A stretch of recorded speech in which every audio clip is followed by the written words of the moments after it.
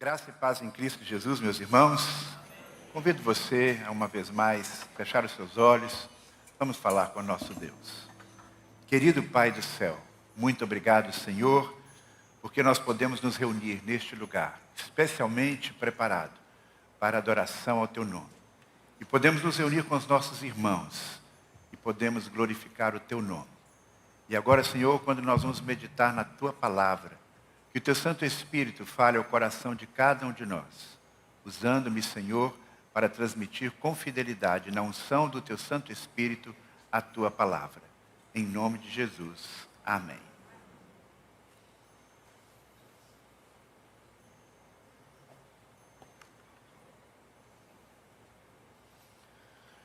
Nós vivemos num país extremamente polarizado. No mundo também. E as consequências disso estão aí. As pessoas, muitas vezes impacientes, algumas vezes dizendo pregar a tolerância, mas sendo extremamente intolerante, agredindo umas às outras. Basta a gente olhar a campanha política. E algumas vezes as agressões ultrapassam as palavras. E a gente fica impressionado com isso, e a gente fica triste quando vê pessoas que se dizem cristãos embarcando nesta. Cada vez encontramos menos pessoas com capacidade de resiliência. Há tantas pessoas que ofendem e se sentem ofendidas por tão poucas coisas. Nós, filhos de Deus, somos chamados a agir de forma diferente. Nós, filhos de Deus, somos chamados a ser diferentes, a sermos diferentes.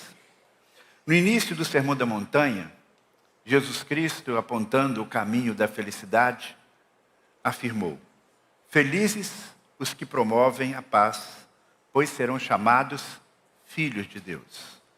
Paulo recomenda aos irmãos de Roma: no que depender de vocês, vivam em paz com todos os homens. No domingo passado, pela manhã, nós refletimos aqui sobre uma atitude que o patriarca Abraão tomou quando ele decidiu mentir sobre a sua condição conjugal com Sara. E as consequências sérias disso para si e para aquela comunidade, aquele lugar onde eles estavam. Hoje nós vamos ver uma outra faceta na vida deste servo de Deus. Decididamente, ele, apesar dos seus erros, foi um pacificador. E ele nos inspira a promovermos a pacificação.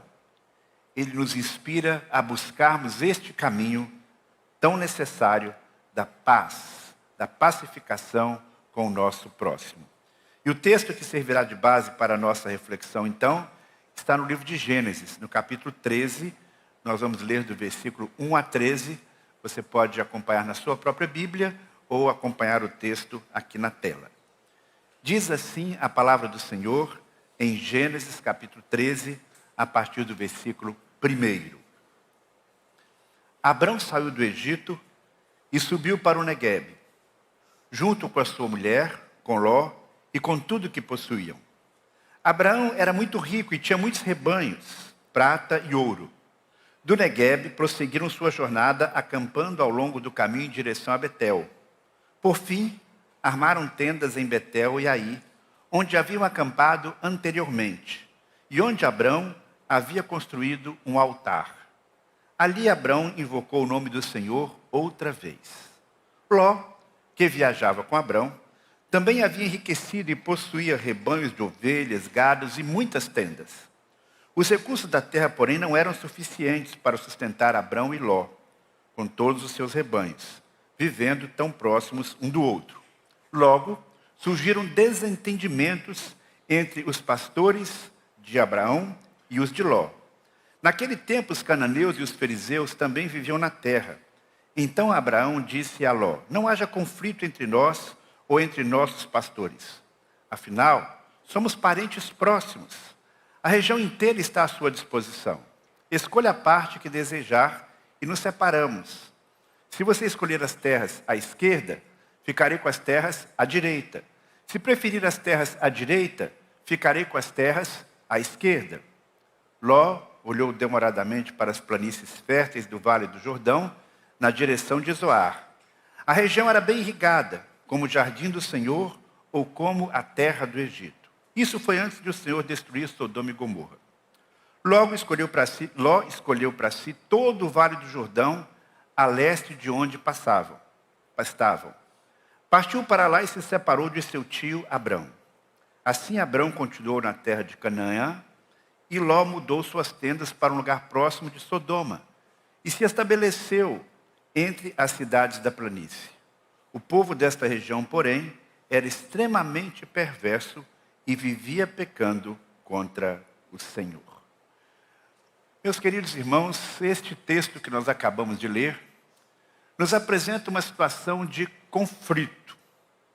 Um momento da história em que Abraão e o seu sobrinho Ló foram desafiados a encontrar um caminho de paz, porque um conflito se estabeleceu no relacionamento entre eles.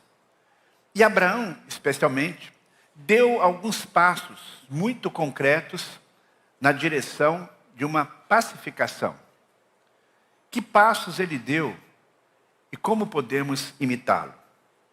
Inicialmente, identificando as causas do conflito e não tanto apontando quem é o culpado pelo conflito. Frequentemente, quando existe um conflito, nós procuramos identificar de quem é a culpa. Mas a pergunta que eu faço é, será que existe sempre um culpado? Existem circunstâncias novas que vão surgindo e provocam um problema que não existia antes. Na maioria das vezes, no casamento, em casa, na igreja, no trabalho, é muito difícil você encontrar uma pessoa que deliberadamente amanhece o dia e diz, eu vou hoje fazer uma confusão. Eu nasci hoje com a pá virada, amanheci hoje com a pá virada, então eu quero fazer uma confusão danada. A não ser quando a pessoa já está completamente descontrolada emocionalmente, mas em sã consciência a gente não começa o dia assim. Eu quero armar um barraco. Não. Quero ver o circo pegar fogo. Existem situações, muitas vezes fora do nosso controle direto, que interferem e que vão provocando uma situação de conflito. Situações novas que vão se desenhando e às vezes a gente nem percebe. No caso aqui, o que gerou esse conflito? Por incrível que pareça, foi o aumento da riqueza, tanto de Abraão quanto de Ló. Se os dois não tivessem enriquecido, muito provavelmente esse conflito não teria acontecido. O crescimento econômico de ambos foi que gerou a dificuldade, o atrito entre eles. Esta história, como vocês percebem, continua se repetindo nos nossos dias. Muitas vezes, quando a família tem um padrão de vida modesto, tranquilo, eles conseguem conviver bem. Mas, de repente, se eles começam a crescer e aumentar a riqueza, muitas vezes não existe sabedoria para administrar esta riqueza. Sabiam viver relativamente bem no tempo de escassez, mas no tempo em que a riqueza se multiplica, há conflitos, há ciúmes, há disputas, porque nem sempre é fácil você administrar a prosperidade. Mas há algum outro fator também que contribuiu, que determinou este conflito. Não apenas o enriquecimento, mas o contexto onde eles estavam vivendo. O texto diz que os recursos da terra onde eles estavam não eram suficientes para sustentar Abrão e Ló com todos os seus rebanhos, vivendo tão próximos um do outro. Quem era o culpado disso? Quem era o culpado da terra não estar dando conta de sustentar os rebanhos de ambos? Abraão? Ló? Nenhum dos dois. A falta de capacidade da terra de prover o que se precisava para alimentar os rebanhos era um problema externo a eles. Aliás, esse problema é muito atual, é um problema ecológico, por assim dizer. O crescimento econômico de alguns países, quando não é devidamente trabalhado, ele pode provocar escassez de produtos e trazer poluição e tantas outras coisas, especialmente atingindo a vida de pessoas mais simples. Eles não tinham os conhecimentos tecnológicos que nós temos hoje. Eles não conseguiam, talvez, prever que aquele crescimento dos rebanhos pudesse se tornar um problema. Muitos dos conflitos que existem, tanto entre os povos quanto nas famílias, envolvem dinheiro. E são resultado de situações novas. E nem sempre há uma administração adequada. Então, por um lado, você tem abundância de crescimento, por outro lado, você tem, às vezes, uma terra que não comporta aquele tipo de crescimento daquela maneira. Uma concorrência nova, um produto novo no mercado, uma enfermidade, um novo plano econômico. De repente, uma situação externa embaralha as coisas e traz conflito. No caso aqui, nós temos dois fatores antagônicos que se apresentam. Crescimento da riqueza, por um lado, e por outro, a falta daquela terra, naquele espaço, ser suficiente para a expansão e para a manutenção desta riqueza. Um problema estrutural. E aí surge então um conflito entre quem? Entre Abraão e Ló? No primeiro momento, não. Na verdade, esse conflito surgiu entre os pastores de Abraão e os pastores de Ló. E aí nós temos então o segundo passo. Além de você, num primeiro momento, não ficar tentando saber quem é o culpado, você precisa ter a sabedoria de perceber que existem situações em que você entra num conflito por causa de pessoas que estão ao seu redor. Você precisa verificar a origem dos conflitos que você está tendo, porque às vezes o seu relacionamento com uma pessoa ou com um grupo de pessoas vai fazer com que você fique sendo cobrado por conflitos de terceiros. Em algum momento da sua vida, isso vai acontecer, se é que já não aconteceu ou não está acontecendo. Você vai ter conflito com uma pessoa, com um grupo. Não porque você bateu de frente com esta pessoa diretamente, mas porque outras pessoas ao seu redor entraram em conflito com outros e aí você está no meio de tudo isso. Os pastores dos rebanhos de Ló e os pastores dos rebanhos de Abraão, diz o texto, entraram em desentendimento. Surgiu um desentendimento entre eles. Na língua original, a palavra desentendimento é bate-boca. Não significa que eles bateram uns dos outros literalmente. Não houve uma agressão física, mas havia muita discussão, muita briga, muito dedo apontado um para o outro. Eu posso imaginar aqueles pastores chegando para Abraão e disseram: olha, sabe aquele poço que a gente abriu ali? Sabe aquele pasto que a gente ajudou a cuidar? Pois bem, os gados lá do seu sobrinho Ló, os pastores, eles levaram aquele gado para lá e agora a gente está sem o alimento que a gente precisa. Isso é uma coisa errada, você precisa falar com ele. E essa mesma conversa era levada para Ló. Ló, nós cuidamos ali daquele pasto, nós armamos ali, colocamos a cerca, mas os pastores de Abraão não respeitaram. Você já viveu uma situação assim? As pessoas que você tem por perto brigam e querem que você tome partido, que ajude a resolver o problema delas. Na verdade, pode ser que algumas vezes elas estejam brigando por alguma coisa que elas consideram justas até em relação a você mesmo, por causa da lealdade que tem com você, porque se sentem comprometidas com você ou com a organização que você faz parte. Tem gente que briga, por incrível que pareça, até no contexto da igreja, briga por uma sala, briga por um espaço, briga por uma agenda. As pessoas então entram em conflitos uns com os outros por causa dos filhos e por causa das pessoas ao seu redor. Você já deve ter visto aquela situação em que o menino chega em casa chorando porque brigou na escola.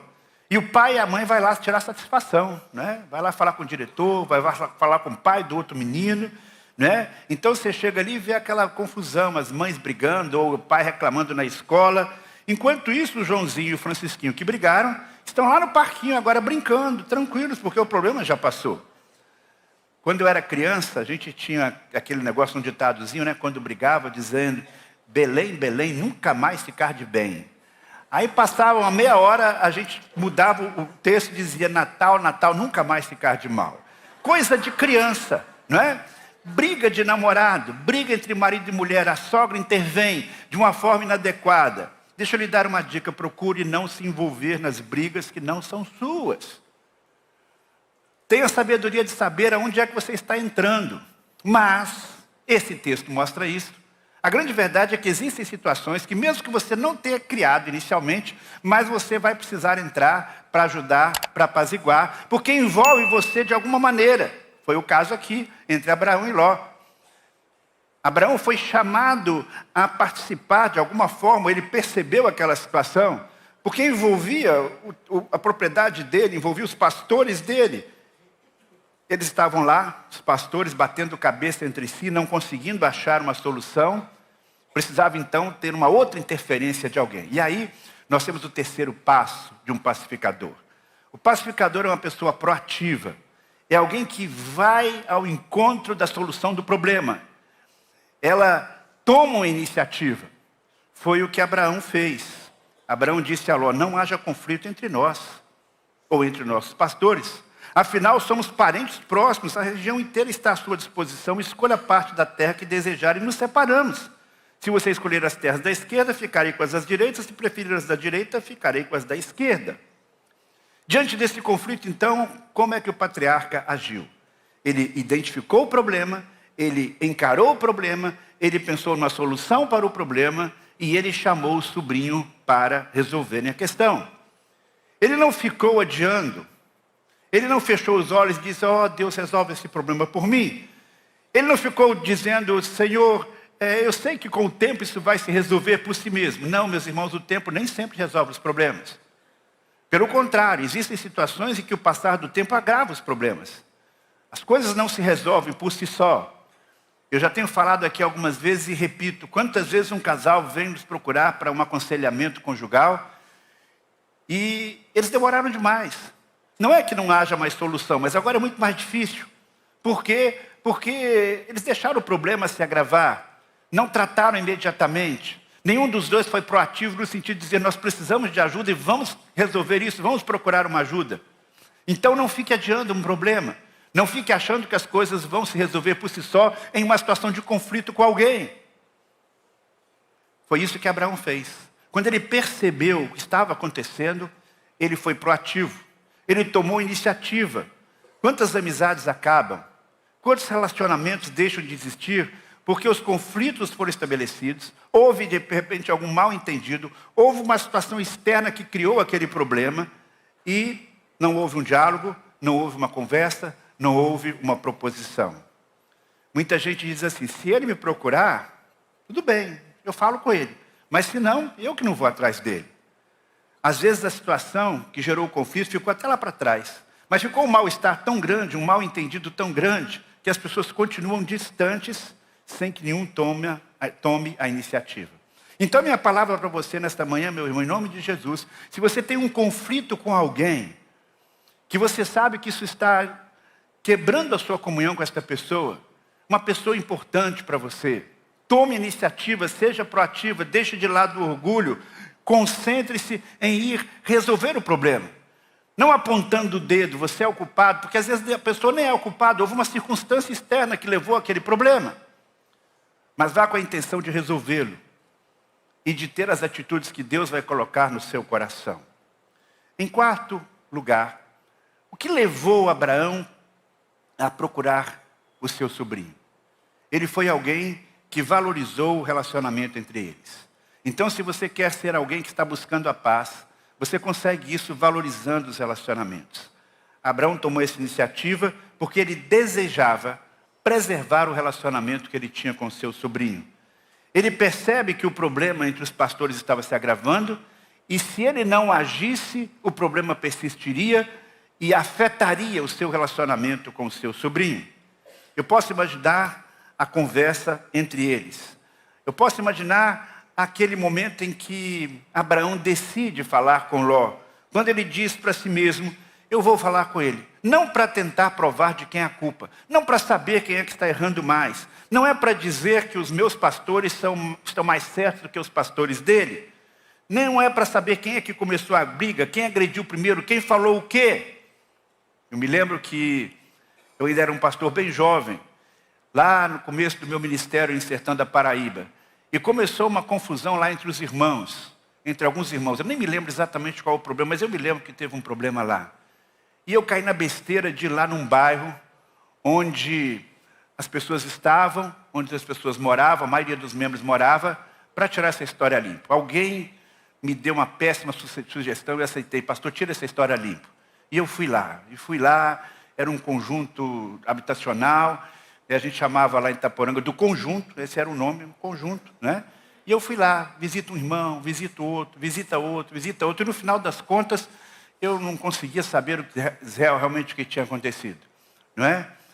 E aí eles disseram: pastor, Depois disseram, o pastor andou lá no conjunto, fofocando lá entre os irmãos.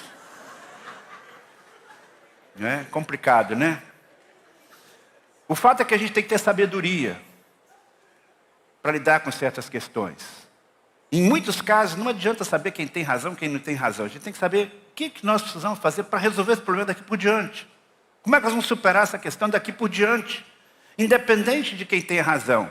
Então, Abraão seguiu por esse caminho. Ele não procurou Ló para saber quem tinha razão, quem não tinha razão. Quero propor aqui uma solução. E eu estou propondo essa solução, sabe por quê? Porque eu quero que o nosso relacionamento seja preservado. O seu relacionamento é importante para mim. Eu não estou aqui supondo isso, não. O texto diz isso. Então Abraão disse a Ló, não haja conflito entre nós, entre os nossos pastores. Afinal, somos parentes próximos. Por que nós somos parentes? Porque eu sou seu tio, você é meu sobrinho. É que nós devemos resolver esse problema. Relacionamento diferenciado. Quando você tem um relacionamento diferenciado com alguém, você tem que investir nesse relacionamento. E que relacionamento é diferenciado? Não é só o relacionamento que você tem com alguém que você escolheu ser amigo e que escolheu ser seu amigo. Pela palavra de Deus, pela estrutura que Deus criou para a vida da gente, você tem um relacionamento diferenciado com seus pais. Você tem um relacionamento diferenciado com seus irmãos de sangue. Você tem um relacionamento diferenciado com seus filhos, com o seu cônjuge, com o sogro, com a sogra também, com o genro, com a nora. Então, algumas vezes você tem que ser proativo e buscar essas pessoas para preservar esse relacionamento ou para melhorar esse relacionamento. E no contexto da igreja, nós também temos esta obrigação, esse dever. Você teve um conflito sério com alguém, está havendo uma situação difícil, não vire as costas, simplesmente dizer ele para lá e eu para cá. Vou me afastar dele, não vou confrontar. Não, meu irmão. Ser pacificador não é dizer, deixa para lá e que você também fique para lá. Muita gente faz isso. Não significa que você vai ter que resolver cada picuinha pequena. Algumas vezes você realmente tem que relevar e ir em frente, mas existem situações que vão interferir no seu relacionamento com essa pessoa, que vão afastar você dessa pessoa e você deve confrontar. E isso não é fácil. Não é fácil confrontar, às vezes, o cônjuge, não é fácil confrontar o filho, não é fácil confrontar uma pessoa do seu relacionamento, mas você deve fazer isso com a bênção de Deus, com a sabedoria de Deus, para preservar o relacionamento. Faça como Abraão. Pense, reflita, tome a iniciativa, faça uma proposta, trabalhe procurando promover a paz. Valorize o relacionamento. A palavra de Deus, então, nesta manhã, meus queridos irmãos, nos apresenta esse caminho para seguirmos na trilha da pacificação. No próximo domingo, pela manhã, nós vamos falar sobre mais algumas atitudes que Abraão tomou nesse processo. Mas hoje eu quero que você se lembre desses 4 passos importantes. Você precisa identificar a causa do conflito sem necessariamente saber quem é o culpado, porque às vezes é difícil identificar isso. Até porque existem, às vezes, situações em que não há uma pessoa que é culpada. Uma circunstância criou aquele problema.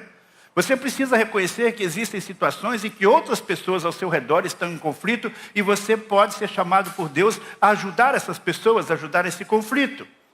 Você deve ser proativo na busca da paz e você deve valorizar os relacionamentos, especialmente os relacionamentos no âmbito da sua família.